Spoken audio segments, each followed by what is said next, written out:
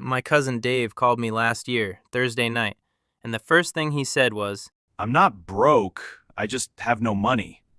and I laughed. And then I didn't, because I knew exactly what he meant. There's a specific version of financially okay that is the most exhausting thing in the world, where you're not drowning, but you're also not moving. You're just treading. Month after month, same spot, same tired math, same Sunday night feeling in your stomach before another week of it. Dave was 41. Decent job, not a bad life, just completely stuck. I told him some stuff. Some of it he tried. Some of it worked. And that conversation is honestly why I make these videos now.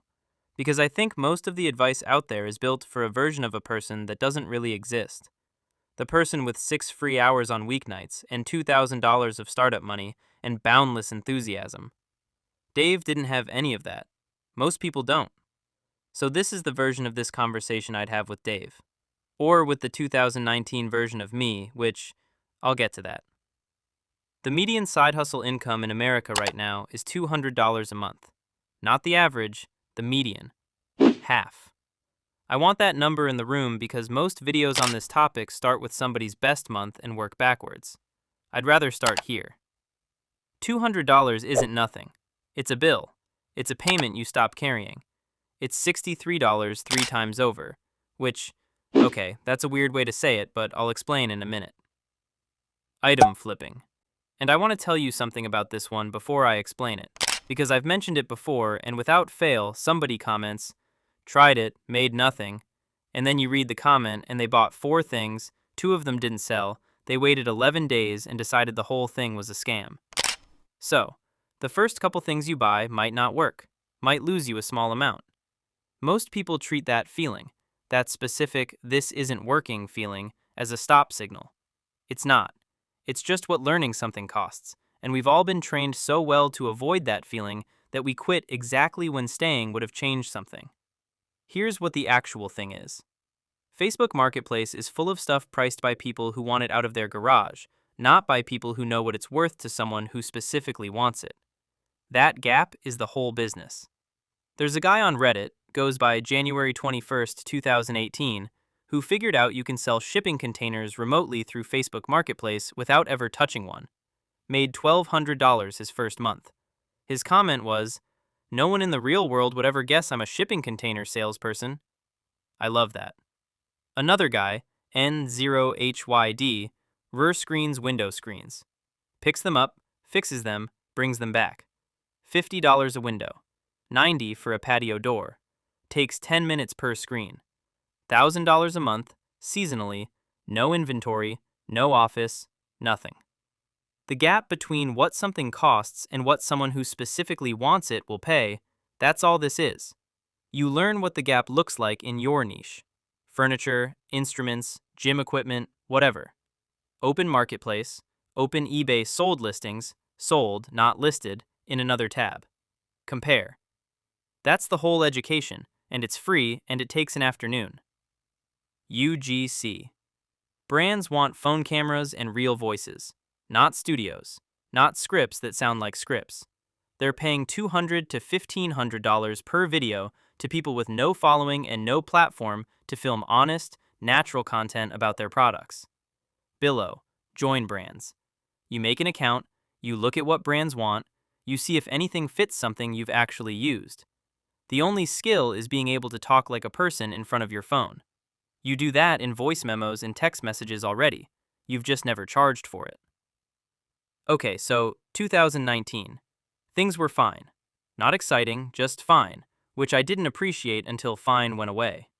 I was freelancing, which sounds more glamorous than it is. Mostly it means your income comes in waves and you spend a lot of time pretending the next wave is definitely coming.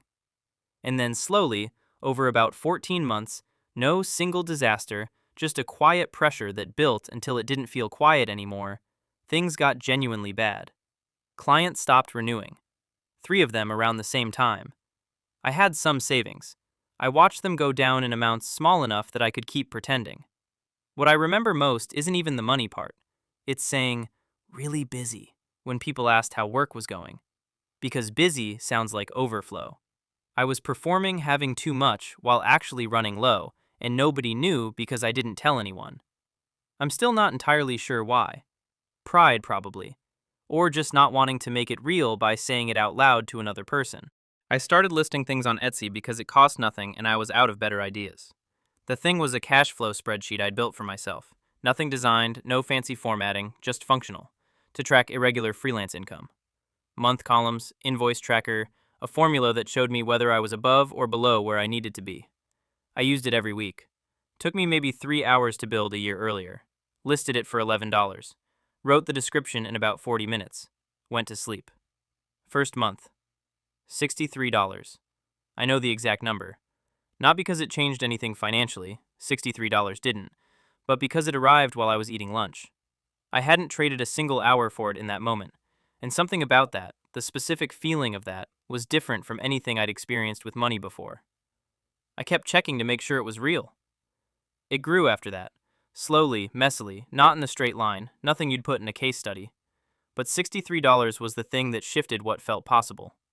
Digital products. Build something once, sell it however many times. Budget templates, resume layouts, Notion dashboards, planning guides, industry-specific checklists. Etsy, Gumroad. The thing you make doesn't have to be impressive. It has to solve a problem someone has and can't immediately figure out on their own.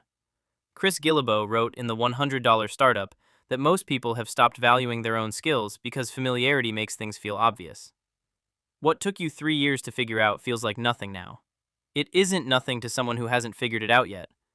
A woman I came across recently, a career coach, started a Substack mostly because she was burnt out from back-to-back client calls and just needed somewhere to put her thoughts. One day a reader asked if she had a guide they could buy.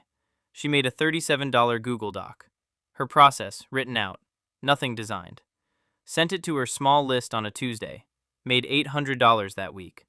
By end of 2025, she'd passed $100,000 in digital product sales. She said the first sale from a complete stranger felt more significant than it had any right to, because a stranger found it, decided they needed it, paid for it without anyone telling them to. That's the thing about something you made. It does stuff while you're not looking. Faceless YouTube channels. No camera, no face, no performing a version of yourself you don't recognize. Pick a niche. Finance, history, true crime, real estate, whatever you'd actually read about. Script, voiceover, stock footage in CapCut, post. That's the production. There's a Reddit user who talks about reviewing NAS systems and computer hardware, stuff he would have done for free anyway, and after a few years it became a real income stream. Not because the content was brilliant, because he kept doing it. Week 4 looks exactly like week 1. No traction, nothing that resembles evidence you should keep going. Almost everyone quits in that window. The people making real money from this are almost entirely just people who didn't. Less inspiring than it sounds. Also just true. Newsletter. Narrow. Specific enough that a particular kind of person reads the first line and thinks, this feels like it was written for me. Personal finance for nurses. Fitness for men over 50 with bad knees. Local restaurant news for one specific city. Something that means something to someone. 1,000 engaged subscribers is where sponsorships start making sense. $300 to $800 per send. 2 cents a week. Beehive and Substack are free. It's slow at the start. Embarrassingly slow. That's not a malfunction. AI prompt consulting. Businesses bought these tools. A lot of them. And those tools are sitting in tabs doing nothing because nobody on the team knows how to actually talk to them. The people filling that gap right now are charging $50 to $500 per prompt package. You don't need a technical background. You need to understand what the business is trying to fix and learn to translate that into something the tool can work with. Do this today, not eventually. Open ChatGPT. Think of a small local business you personally know, a nail salon, a landscaper, a plumber, anyone. Write a prompt asking for 5 specific social media posts for that business, their voice, their neighborhood, their actual offer. Look at what comes back. Make it genuinely good. That document is your first portfolio piece. Show it to them free. That's the whole beginning. Local service arbitrage. You market a service. Pressure washing, cleaning, junk removal. Customer pays you. You hire someone local at a lower rate for the actual work. You keep the margin in the middle. I'll say this plainly because I think it matters. A lot of what gets promoted loudly in the side hustle space quietly assumes you already have time, equipment, education, a certain starting confidence. Local service arbitrage doesn't ask for any of that. It asks whether you can make a phone call. Next is tutoring and courses. Whatever you know that you've stopped thinking of as knowledge because you know it so well now. Spanish, accounting, Excel, home repair, public speaking, music. Someone is searching for a person to teach them that. Not a video, a person. Wisant, Varsity Tutors, $30 an hour minimum, much higher for anything specialized. A course version on Teachable or Udemy extends it into something that earns without you doing it actively. There's a Reddit thread I kept thinking about while writing this. A user who started tutoring just to make extra money during grad school and built it to a point where they were making more from it than from the job they originally went to grad school to get. Didn't set out to do that, just kept saying yes to students. Micro-SaaS, small software tool. One problem. One type of person who has that problem. Booking tool for dog grooming. Scheduling widget for independent photographers. Invoice template for freelance writers specifically, not just a generic spreadsheet. Nothing big, a few hundred to a few thousand a month. You don't write any of it yourself. You describe the problem clearly enough that a developer on Fiverr understands what you want. Talk to 5 people in one specific trade. Ask what software frustrates them weekly. The thing multiple people describe with the same tired energy, that's probably a product. Affiliate marketing through short-form content. One platform. TikTok, YouTube Shorts, Instagram Reels. Pick one, genuinely only one. I've watched people try all 3 simultaneously and the burnout hits fast. One niche. Content that's actually useful, not a sales pitch with a filter over it. Affiliate links in your bio. Amazon Associates, Share a Sale, Impact, 5 to 50% commission depending on what sells. The content that eventually converts is content that's just honest and helpful over a long enough stretch that people trust it. There is no faster version of that. I think about Dave a lot. He tried one of the things I mentioned. Took him a while to pick it, longer to start.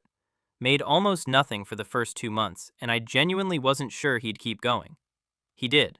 He texted me a few months ago. Not a big number. He said something like, "The math is starting to feel different." And I understood exactly what he meant. That's the thing I want for whoever's watching this. If you like this video, hit the like button and subscribe to the channel.